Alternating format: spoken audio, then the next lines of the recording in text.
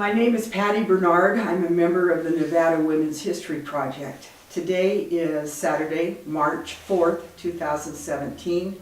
We are in Carson City, Nevada. I am interviewing Abby Johnson of Johnson Consulting, and this is a part of the John Ben Snow Grant, which is history of women living along Highway 50. Thank you for agreeing to be interviewed, Abby. We are very pleased to have you. You are one of our ladies that live both in Baker, Nevada, as well as Carson City. Can you tell me a little bit about yourself? Certainly. Thanks for interviewing me. I think I'm your only lady that lives in Carson City and Baker. So I was raised back east in Connecticut, and my parents retired to Maine in 1970, and I didn't come to Nevada until 1980. My mother was raised in Ithaca, New York. She was born in 1915. The whole family went to Cornell when it was a state school, the state school part of Cornell. My father was raised on Staten Island, New York, and he went to Cornell Law School, which is where he met my mother, although he dated my Aunt Jean first. And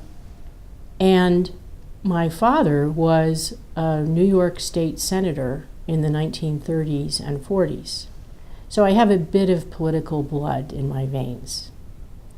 My mother was a teacher, a professor at Connecticut College in New London, Connecticut, after she graduated from Cornell. She taught early childhood education. And so she was uniquely qualified to be a mother.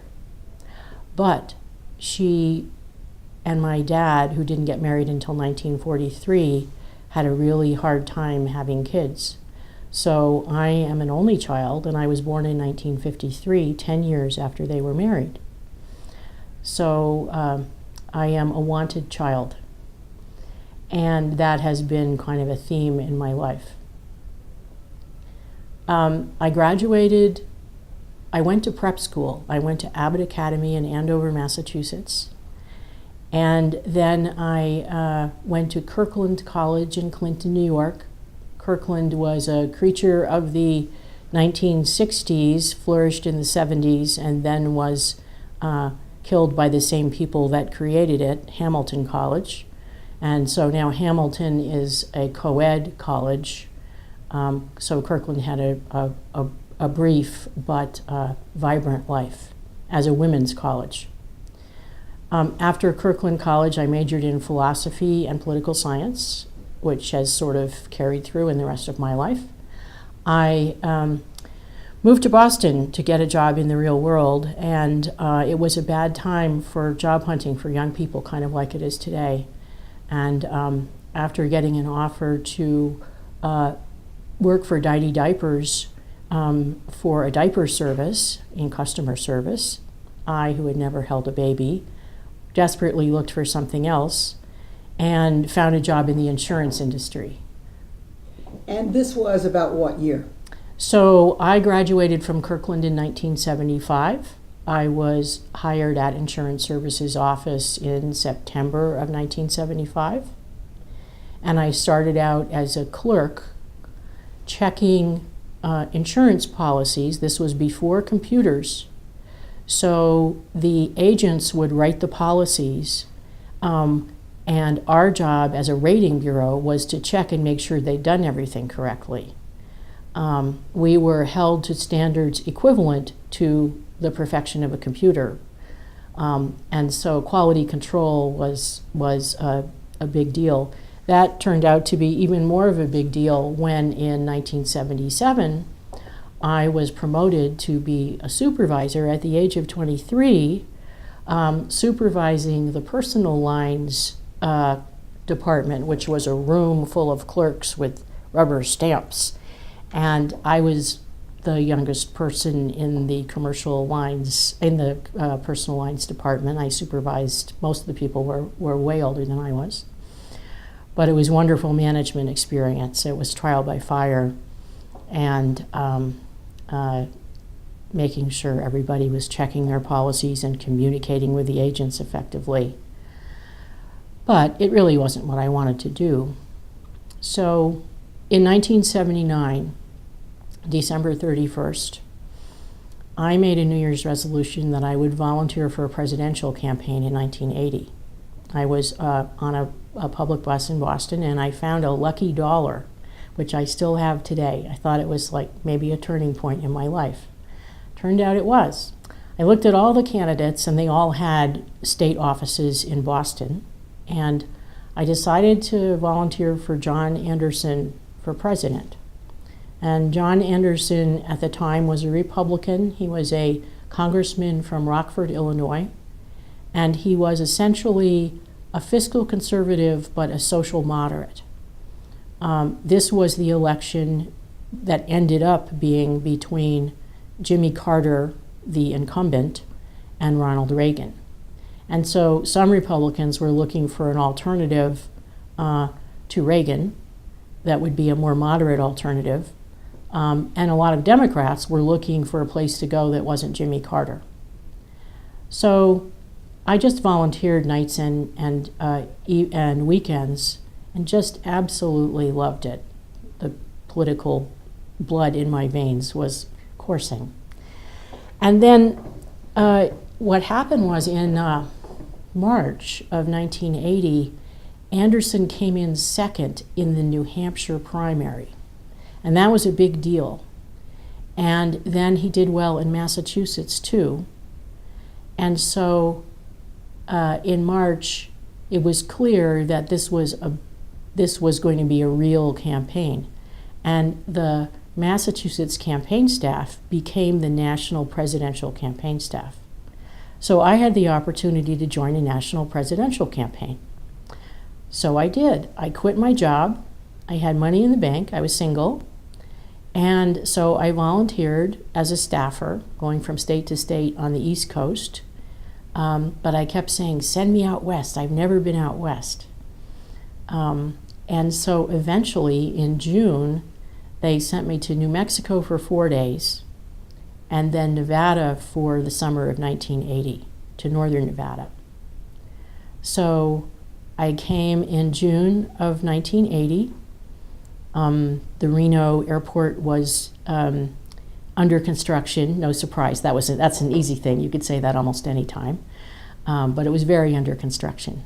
I lived in an apartment that was given to me by the campaign up on Kings Row in Reno.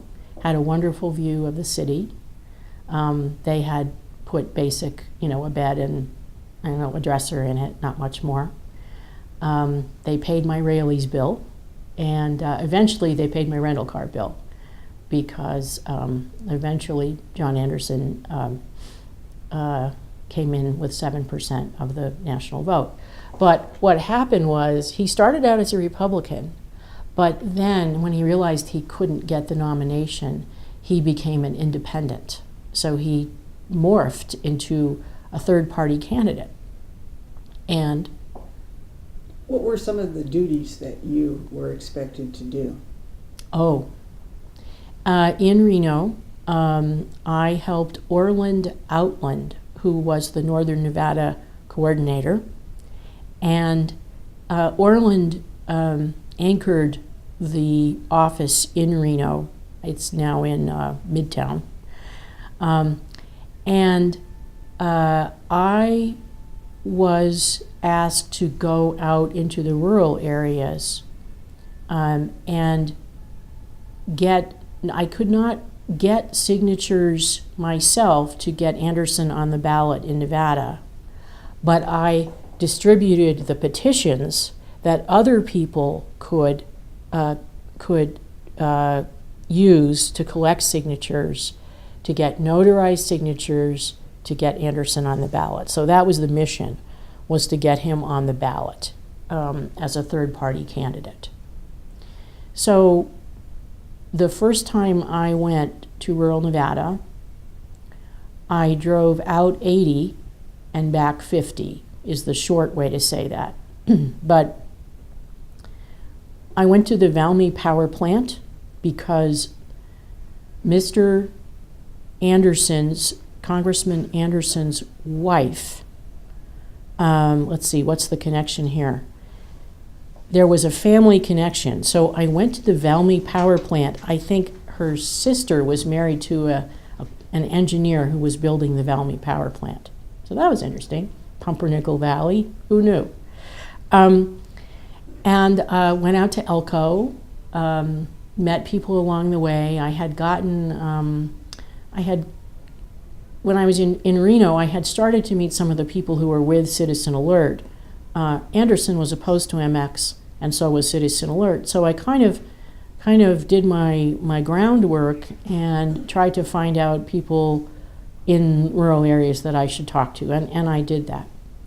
And I don't remember that much about the Elko part of it, but when I got down to Ely, there was a contributors list, and Val Taylor from Baker, Nevada had given $10 to the Anderson campaign. So I called Val Taylor, and I told her I was going to be in Ely. And she said, well, let's meet for lunch.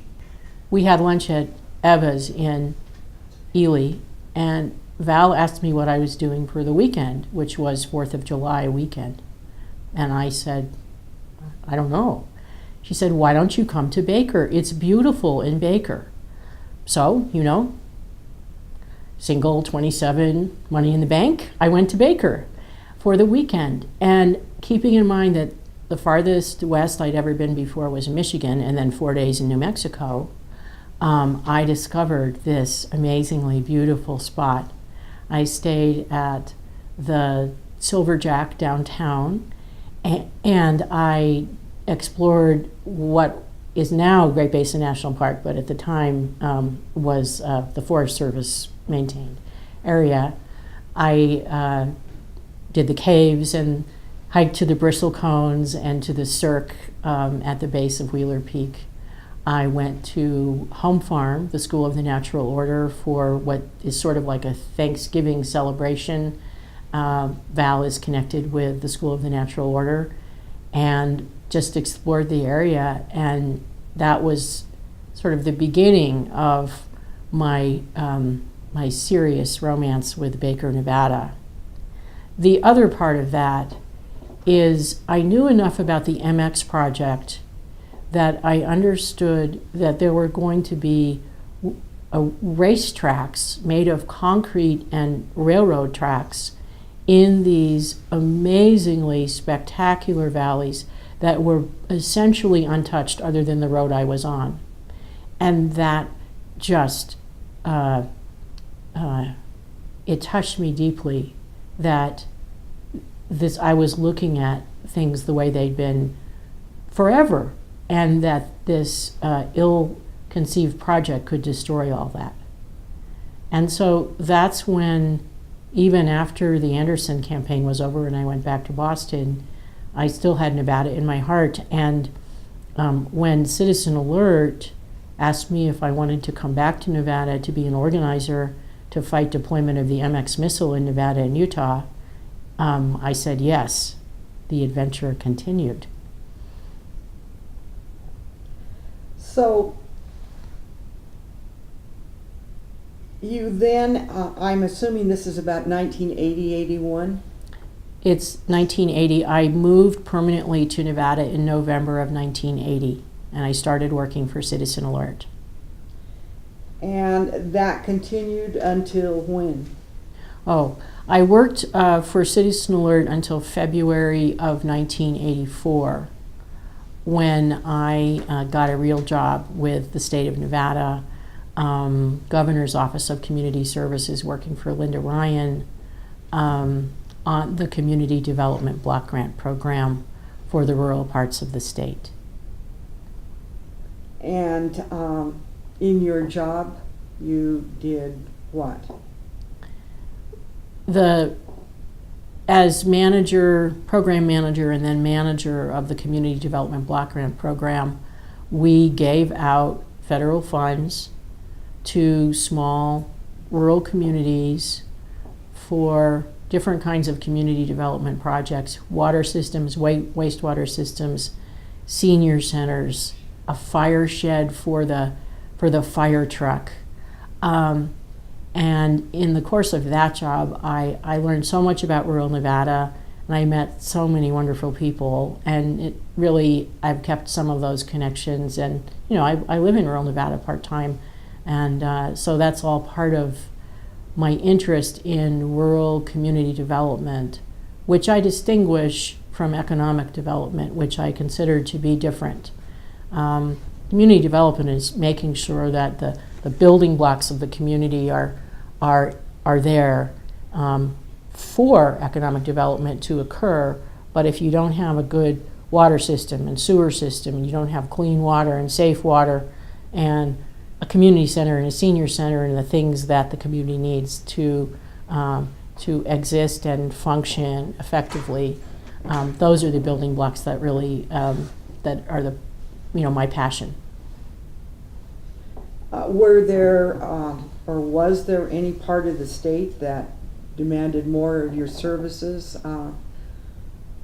Well, it was a competitive program, so we had applications that came in, and then we had a process where the people who wanted the funding would come in and make a presentation, and really it was needs based in the heyday of my time there, and so you could have a very poorly written application for a very desperate need, and so it was really important to balance those two. It's also important to understand that Washoe County and Clark County get their own money from the Department of Housing and Urban Development, and so they were not part of the process.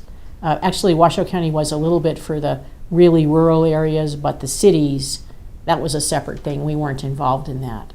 So I didn't spend much time in Clark County, but the rest of the state, yes. And then we had to go monitor the projects, go look at the records, 'cause it's federal funds, so there's like 43 strings attached, and see what the accomplishment was. And then, of course, sometimes there were problems, and to work those problems through.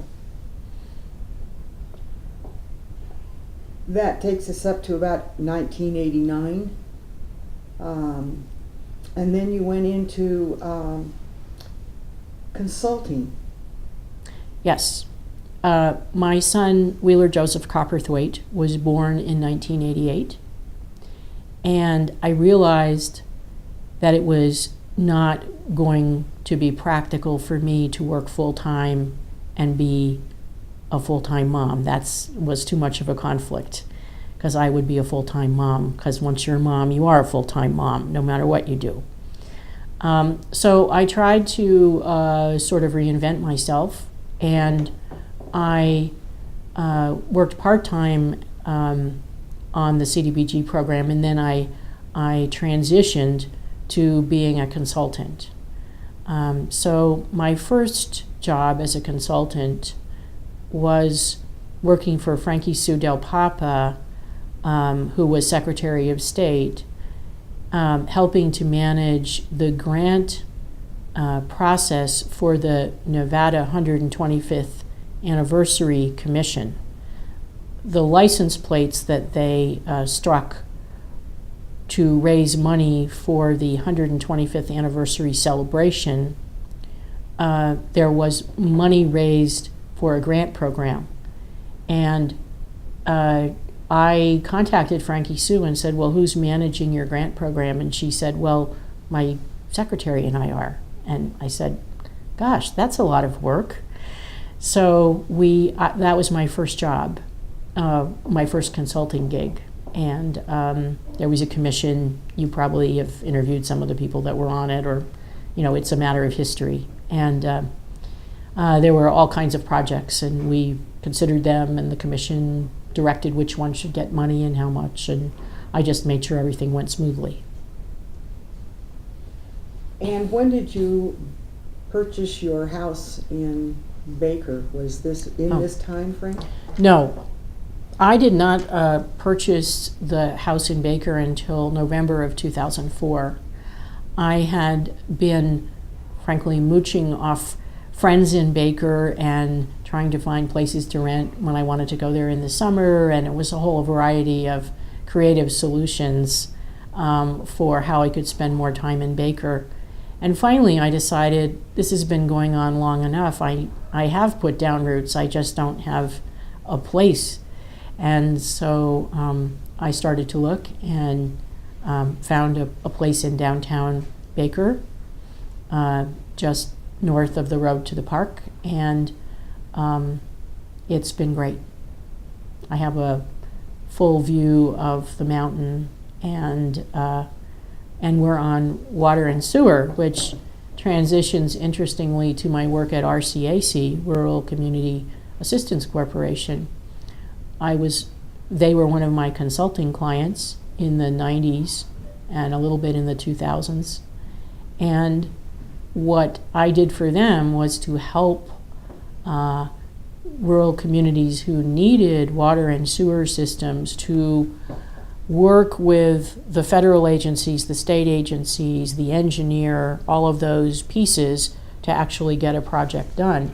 And one of the memorable projects that I worked on was Baker Water and Sewer GID, because when Senator Reed worked hard to establish Great Basin National Park as a park, he also wanted to make sure that he left the community whole, and the community was on wells and septics.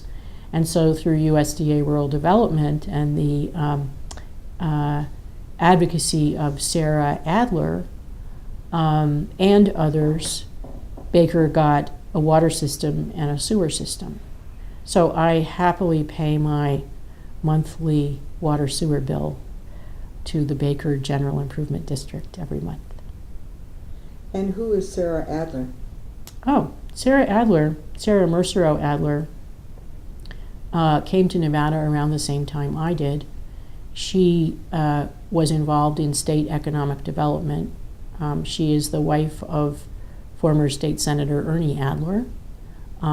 They have lived in Carson City about this, as long as I have. They live in Douglas County now. They moved to Douglas County. And Sarah, under the Clinton administration and under the Obama administration, was director of USDA Rural Development under the Department of Agriculture, doing amazing work in rural Nevada, economic and community development work. So you moved to Carson, and you became a nuclear waste advisor to Eureka? Yes. And other counties, or just specifically Eureka? Just Eureka. I have done some other work, some newsletters for other counties, but I have only represented Eureka County on the nuclear waste issue. And the way that came about is I knew some of the folks from Eureka County from my community development block grant days, and I had always followed the nuclear waste issue from my days in Citizen Alert. I started getting involved in nuclear waste in March of 1983 when the Department of Energy held a hearing on the guidelines for repository siting in Salt Lake City, which was the closest place they dared to come to Nevada. So I went to Salt Lake City. I started to learn about what was going on with their plans for siting a repository, frankly, in Nevada at Yucca Mountain. And so over the course of, so I have followed the nuclear waste issue personally and professionally, and I still do that to this day. For Eureka County, I was able to help them as nuclear waste advisor to follow along with the issue, to learn more about how the repository's transportation could affect the county, to start a website, yuccamountain.org, to keep folks informed about current developments on the issue and the past history. And that's something that through the ins and outs and ups and downs and off again, on agains of Yucca Mountain, I've carried that through. So I have a bit of institutional memory at this point about the Yucca Mountain project, which as of today looks as uncertain and murky as ever. Do you think that this is something that will be reborn? I really can't tell. It's odd that with a new administration, which seems to be one that would revive Yucca Mountain, right now it's less clear than it's ever been about what the path forward is, whether or not the program will be revived or not. I want to make a memorialization, which is the crudely named Screw Nevada bill was passed in 1987, which singled out Nevada as the only site to be studied for the repository, abandoning the scientific method of comparing one and another to see which one might be better. So that was 30 years ago. And one of the things that is really important that I've learned throughout all of the phases of my work, and not just on nuclear waste, is when people say you can't fight the federal government, it's going to be inevitable. No, nothing is inevitable. And if you look at our history with MX, with nuclear waste, with water so far, none of these things have come to pass yet. Did you work with our congressional delegation at all on these kinds of projects? Well, on Yucca Mountain, for Eureka County, of course the congressional delegation, over the years has been very helpful as a resource and as making sure that the counties got adequate funding to do oversight on the Yucca Mountain project, because the counties have a unique role as being the locals that are directly affected. So over the course of the years, yes, occasionally we would go back to Washington and meet with staff and that kind of thing, and there's that kind of contact. For the viewers' oversight, can you tell us what counties, in addition to Eureka, are really affected by this?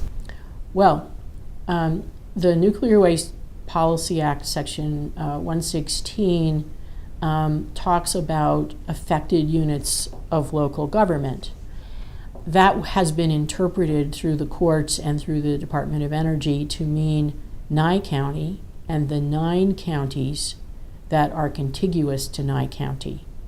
Do you want me to list them? It would be nice if you could. Okay, this is your first test. All right, let's see if we can do this. Clark, Lincoln, White Pine, Eureka, Lander, Churchill, Mineral, Esmeralda, Nye. Esmeralda. I'm counting Nye because there's 9 plus the 1 is 10, and Inyo County, California. And Inyo County is I'm thinking, very strange that we are a contiguous part of California, but that is a basin or a well, range. in Inyo County, California is down gradient from Yucca Mountain. So if you're looking at the repository from a hydrogeologic standpoint, and you understand that the repository is designed so that it's planned to leak eventually, and that the radiation will get into the groundwater, and that Death Valley is 248 feet below sea level, that it is a fair certainty that the water will eventually get into California. Did you meet with any of the parties that did decide that they, for economic development or whatever, wanted this project to come into Nye County? Sure. The 10 affected units of local government over the years have worked together to make sure there's funding to work together on certain issues of mutual concern, and then to sort of work through working together, which is not always easy. And so we, over the years, have worked closely with Nye County, and a lot of the rural counties believe that the project would bring economic benefit to the state, and Nye County especially believes that it could be really economically beneficial for them. Eureka County has a neutral position, and we saw no gain in either supporting the project or opposing the project. And that position has stood us well over the years, because we've been able to keep open communication with the Department of Energy, but we've also been able to work with the state when we needed to work with the state, and taking a position didn't really get us much.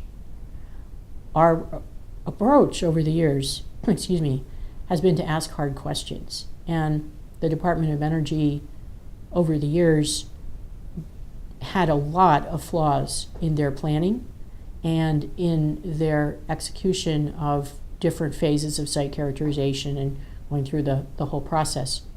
So there was always, when I went to a meeting, there was always something I learned. There was always a light bulb that went off, some sort of aha moment about, really? They're going to do that? Really? It's planned to leak?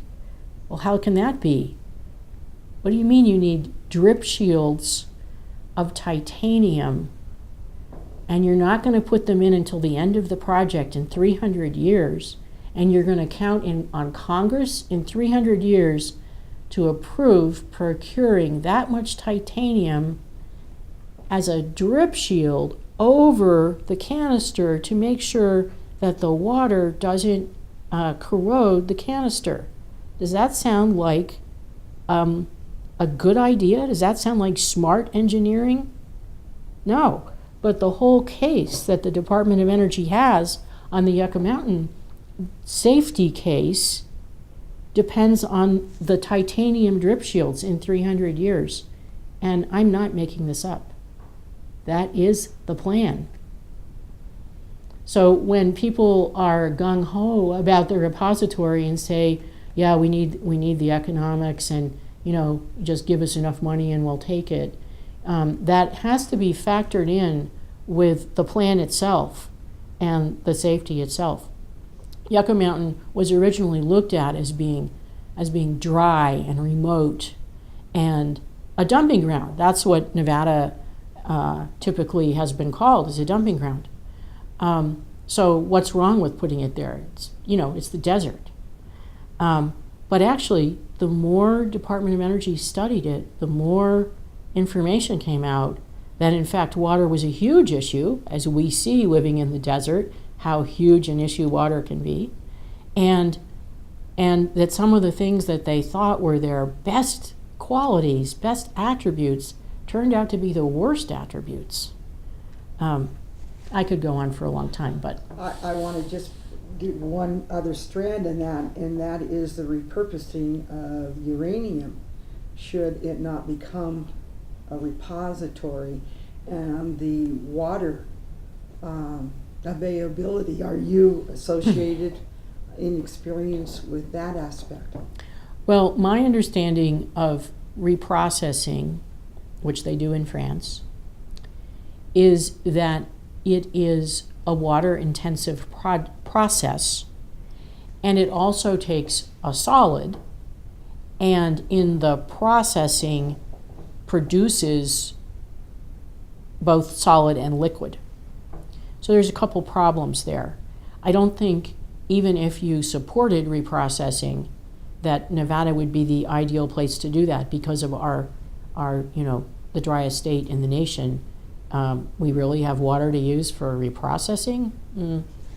This is me speaking personally, no. There's a lot of problems with reprocessing. There's two schools of thought about let's solve this problem now and let's let future generations solve the problem. And I can see there's good arguments on both sides. You know, it's irresponsible not to pick up your garbage. You shouldn't make, you know, your grandchildren worry about it. On the other hand, with the pace of technology, why lock yourself into a 20th century solution to a problem that could be solved in 200 years much more effectively with appropriate funding for research and development technology and nuclear? It's really important to understand that the nuclear industry and the government have just sort of poured everything into shoving Yucca Mountain as the answer. And it hasn't worked, but it's also a missed opportunity because there was a lot of money that could have been put into meaningful, serious research and development, which never was because of this political push to get the solution in Nevada at Yucca Mountain. So is that under the purview of counties like Eureka? As you say, that they are getting funds from the government for contingency, if I understand you correctly, in handling should the repository actually happen. Are they also thinking in this reprocessing how it would affect these 7 counties? Well, other than water? Not really. I think Nye County may have looked into it a little bit, and they may think it might be a good idea. I'm not sure. But it's nothing that Eureka County has spent any time on. Well, let's move on then. This takes us up to approximately 1997, right around 2000.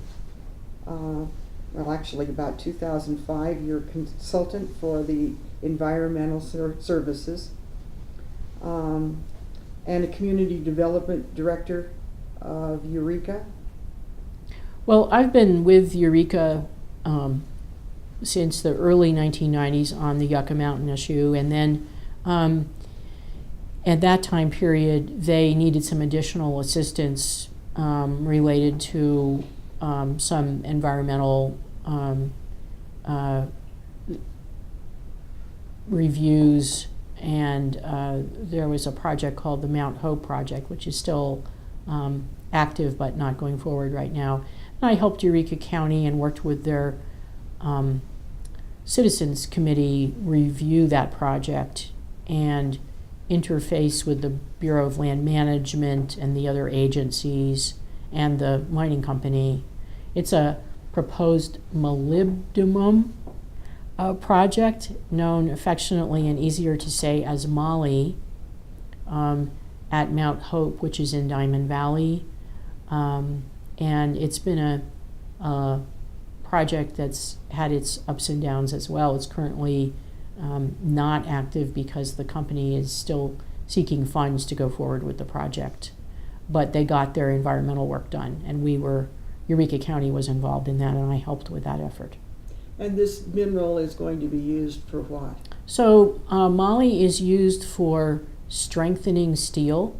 So theoretically, it's actually very useful in nuclear power plants. But anything where steel needs to be strengthened, moly is part of that mix. So the ups and downs of moly, as I understand it, and I'm no expert on this, depend on global trends and what's happening in other places in the world and other moly deposits and whether there's enough and all that kind of stuff. I don't get involved in mining prices very much. Is this a rather large find? Is this the only area in the state that is looking at this mineral? There is another moly mine in near Tonopah. The area has been known about for a long time. Exxon was involved in the 1970s, but nobody's really been able to move it forward. One of the things that's interesting about the Mount Hope project is they would use 11,300 acre feet of water from Kobe Valley, which is just west of Diamond Valley, every year for 44 years, and none of it would go back in the ground. The total basin supposedly has a perennial yield of around 16,000 acre feet, 16,000 acre feet per year. And so there are a lot of concerns about the water use and the potential for adversely affecting the already depleted groundwater of Diamond Valley. So it was quite controversial. Still. Still, yes, it still is. So we are up to present day, and you are involved in many activities, but specifically what is taking your time? Well, we've talked about the nuclear waste for Eureka County, but I'm also the president and coordinator of Great Basin Water Network. We are a nonprofit, a very small nonprofit group. We've been around for 10 years, and we are very concerned about large interbasin transfers of water that happen from region to region, and the effects on the environment and the people and the communities and the wildlife. The best example of that right now is the Southern Nevada Water Authority's Groundwater Development Project, which would build a 300-mile pipeline from Las Vegas up through Lincoln County on the Nevada-Utah border and to White Pine County, and in the full development of the project would have a pipeline in Spring Valley, which is on the west side of the Great Basin National Park and Wheeler Peak and the whole Snake Range, and also in Snake Valley, which is on the east side of Great Basin National Park, where Baker is, and it would drain the whole project, including some valleys in Lincoln County, about 200,000 acre feet a year in a pipeline that has a diameter of 84 inches, which is, you can stand in it and there's room above your head, that size pipeline, for the foreseeable future. And the project was proposed in 1989. We formed in 2005 because the Southern Nevada Water Authority was pushing ahead to ask the state water engineer to hold hearings so they could have the permits to start taking the water. We've been in court on and off that whole time since 2007. We've had 5 victories in court. We've fended them off. It's a David versus Goliath kind of effort. And going against Southern Nevada Water Authority, some days Southern Nevada Water Authority is more powerful than state government. And so it's been a real fight. But we've had a couple things going for us. One thing is an adage that has worked well with MX and with nuclear waste and with this: there's no right way to do a wrong thing. A project that's that big that would actually turn a portion of the state into, as a sacrifice zone, it's wrong. It's just flat wrong. And no one, it's not good for any part of the state. It's not good, to let this project happen. It's not good to let Las Vegas grow without control. They have no growth ordinance. They just keep growing, and they just need the water for it. We're very concerned about how water shortages are in Las Vegas. There's some conservation that's going on, and they do reuse their wastewater to their credit. But the other thing about this project is the farmers in Snake Valley and Spring Valley, they already know that their own farming and ranching and growing alfalfa and that sort of thing has dried up springs just within their own basins. So to say that this is a sustainable long-term project and that spending $15.7 billion in 2011 dollars on a project like this to get a kind of a tide me over bit of water It's the most expensive Band-Aid in history. And it's as bad for Las Vegas ratepayers as it is for Snake Valley and Spring Valley farmers and ranchers and hikers and fisher people and everybody else. And yet they have purchased a lot of those ranches' water rights. They have, and that's mostly surface water, and it's very small compared to what they want. We think that if the project would go forward, that they could use some of those water rights for mitigation. So you dry it up, and then you take this water, this other water that you control, to put it on the ground to try to make it so the impacts aren't quite as bad. But we believe that it's such a massive project. There's some projects that aren't mitigatable. There's no way you can make it better. We're really concerned about the dust.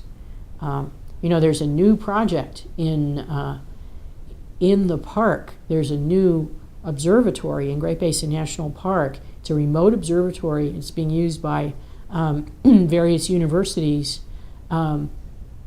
remotely to look at the stars.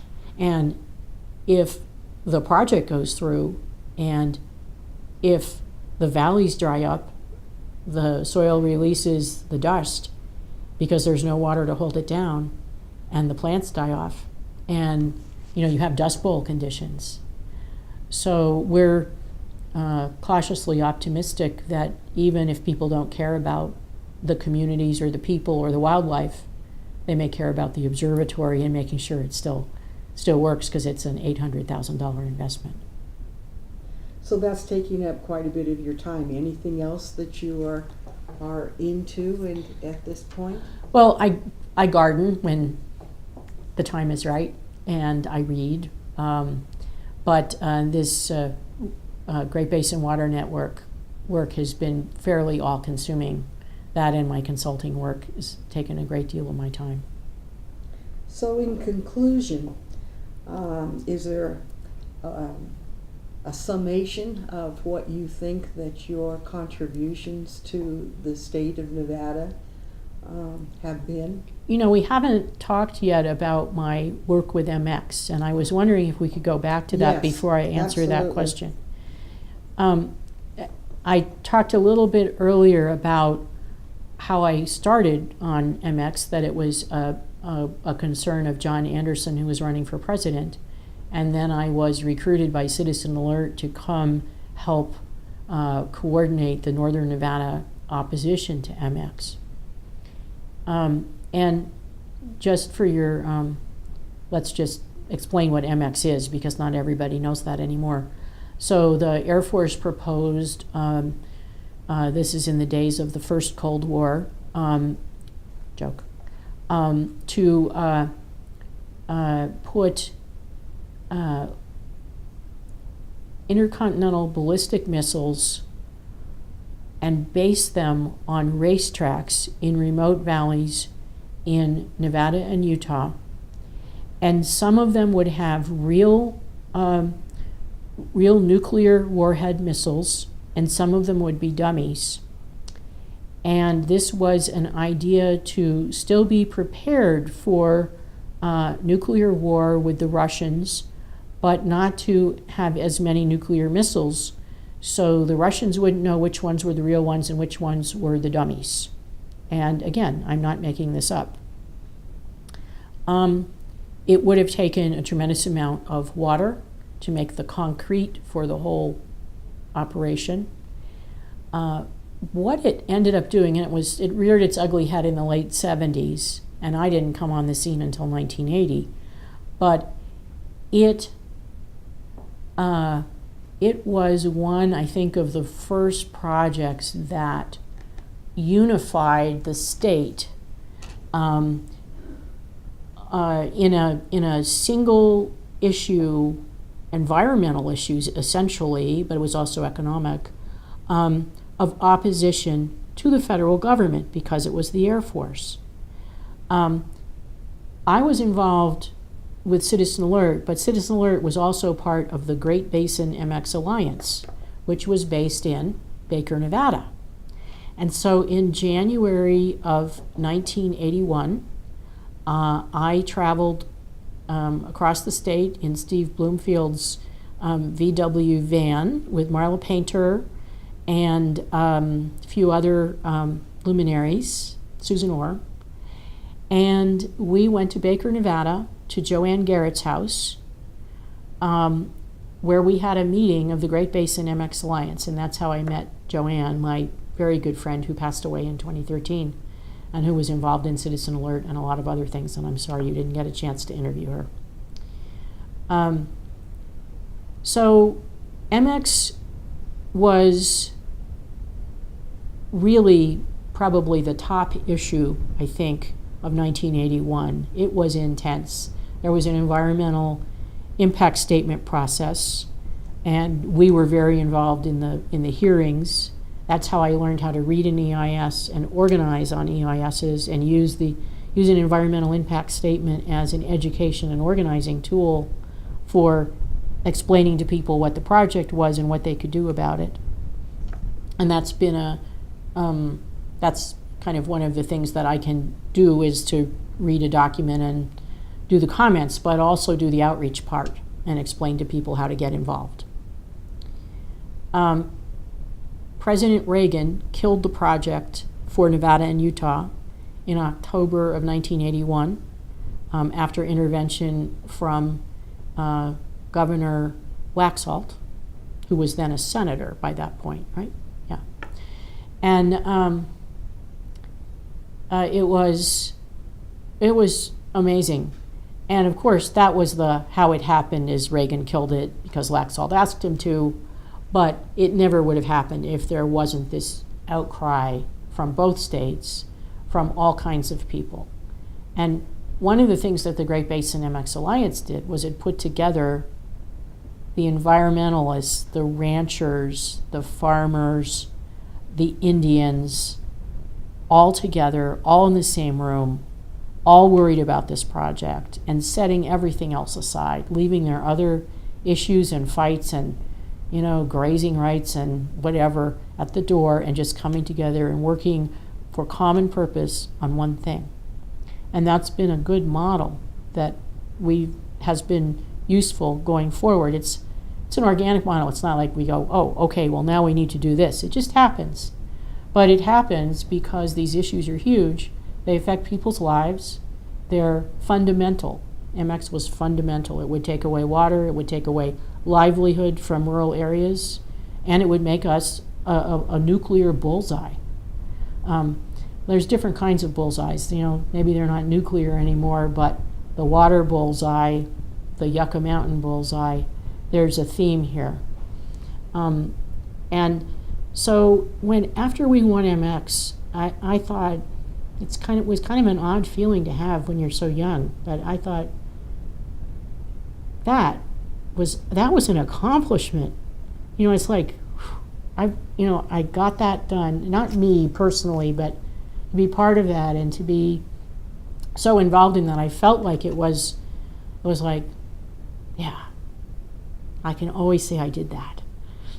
And so that's also been sort of the basis for the rest of my involvement, is I've gone back to MX. It's kind of this touchstone of what you can do, what is possible, even in the late 70s and early 80s to fight the federal government and win.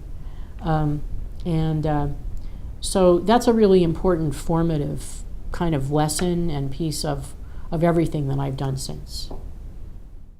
In conclusion, you have really been working in Nevada in a male-dominated world.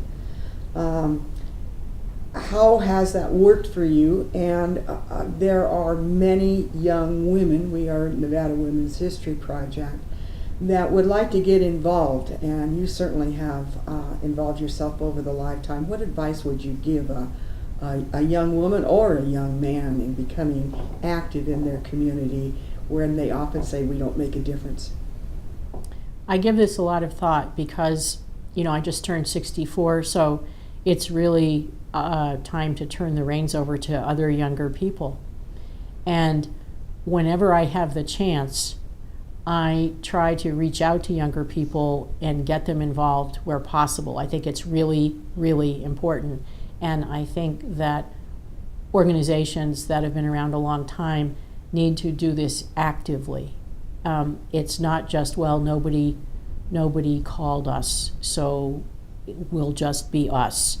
We have to really get out of our comfort zones as women's organizations and figure out how to engage young people at their level, and I don't mean a lower level, I mean a different level. They're in a different world, and we have to go over there and find them in their world.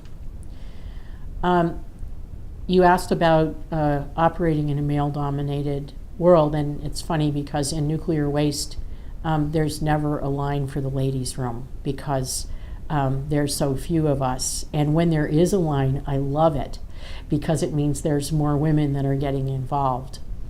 I think operating in a male-dominated world comes back to having good political sense and good social skills and being able to be an effective communicator. You have to build respect. And that's, I think, how it's been possible for me to work in a male-dominated world and in rural Nevada with people who are very conservative, and as you can tell, I'm not. But we have mutual respect for each other, and we work together on common goals, and can find ways to be effective. One way that I got started and built my skills was through the League of Women Voters. I joined the League of Women Voters, well, actually, my husband, David Copperthwaite at the time, was already a member of the League of Women Voters. So when I was first dating David, he recruited me to the League. And in Carson City, I met Esther Nicholson, who was a standard bearer of the way the League is and the way the League could be, and she was great at the legislature too. And and that's also how I met Sarah Adler, was through the League of Women Voters. The League back in the 1980s was really a training ground for young women, and it was easy to become the president of the local league because nobody wanted to do it. So a young person could take it on and learn a lot by running meetings and working through the issues and making decisions and Robert's Rules of Order and the whole thing. And it was another kind of foundation that I go back to often, not deliberately, but it's just there for how to get things done and move things along when I'm on a conference call or something. And also just the principles of the League are ones that are solid. The League, our League, is struggling for how to involve younger people, and we don't look very fun to young people, and we enjoy each other's company, and we're all of a certain age, but it's a wonderful organization, and it's the kind of organization that young people could learn from and thrive in. It's just a question of figuring out how to get it to mesh and to sort of transfer the baton to the next generation. In Great Basin Water Network, we've tried to, we have a foot in two worlds. We do our newsletter and mail it out rather than emailing it, because we think having the paper in front of people, frankly, with the fundraising envelope that falls out, is a good idea for the people we want to communicate with about the water grab. But we have getting the services of a younger person who does social media and live tweets at the legislature, and we're getting a lot of interest and different people, younger people, who are following us and catching on to the issues because we are able to engage in social media. And, that's really where it's at. So in conclusion, were there any words of wisdom that you would like to say that you have learned, or that words of advice? Well, I seem to have been involved both personally and professionally in some pretty high-profile issues that have affected the fate of the state. You know, if MX had gone through, we would be a different state right now, and certainly our rural areas would be very, very different. If we had Yucca Mountain right now, the repository, we still have Yucca Mountain. It would have changed things in other ways. I'm not exactly sure exactly how, except that I think the federal government would be even more of a dominant force today in the state than they already are by controlling so much of the land and airspace, which we didn't touch on, but there's a theme there too. And then the water issue, it's so elemental. I've been so, touched by the Dakota pipeline protests and Water is Life and these wonderful T-shirts and symbology, and it's not the way we protest, and it's not what we've done, but it's everywhere. There's more of an awareness about the environment and water and how essential that is to all parts of life. So I just think that sometimes environmental issues are looked at as superfluous or not as important as human services issues, and I sometimes can argue that too. But more and more, we're seeing that environmental issues are part of what's really important in order to keep things being cohesive. And so I guess that's what keeps me going and makes me still want to be involved in making sure that the future of Nevada is bright and that it is not too controlled by the power brokers or out of our control, which is what happens when these large federal projects come in and take over. Thank you very much. Thank you.